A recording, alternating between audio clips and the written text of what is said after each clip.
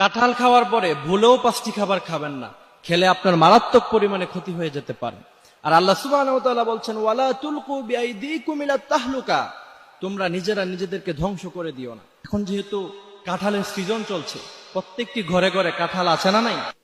তা আপনি যদি কাঁঠাল খাওয়ার পরে এই 5টি খাবার আপনি যদি গ্রহণ করেন শরীরের মধ্যে, আপনার স্টমাকের মধ্যে যদি খাবারগুলি চলে যায়, তাহলে আপনি সেক্ষেত্রে আপনার শরীরে অনেক ক্ষতি হয়ে যেতে পারে।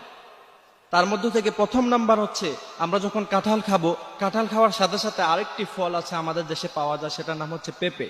তো সেই পেঁপে খাওয়া যাবে না, খেলে আপনার শরীরে অ্যালার্জি সৃষ্টি হতে পারে।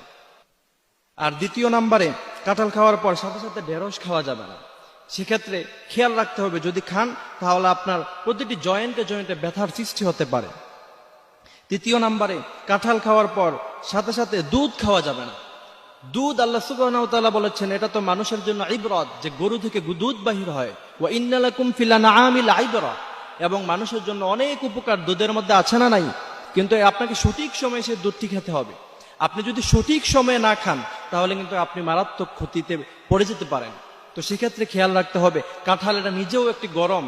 আপনি দেখবেন যে প্রচন্ড শীতের সময় যদি আপনি প্রচুর পরিমাণে কাঁঠাল খান, তাহলে কিন্তু আপনার শরীর গরম হয়ে যায়।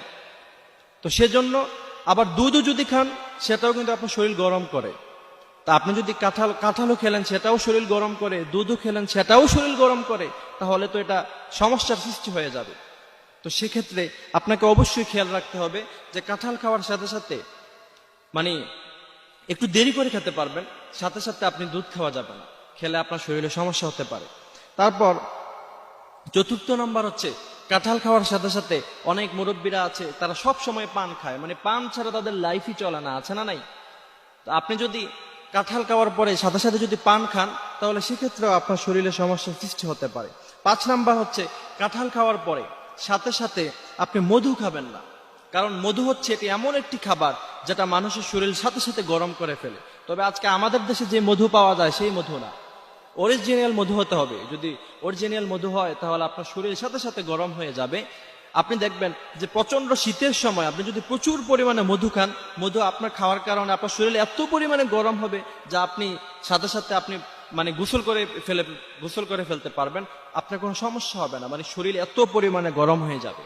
তো কাঁঠাল খেলেন, সেটাও শরীর যদি গরম করে, তারপরে আপনি আবার যদি সাথে সাথে মধু খান, সেটাও কিন্তু আপনার শরীর গরম করে ফেলবে। তো দুটোটা গরম মিললে ঝামেলা আছে না নাই?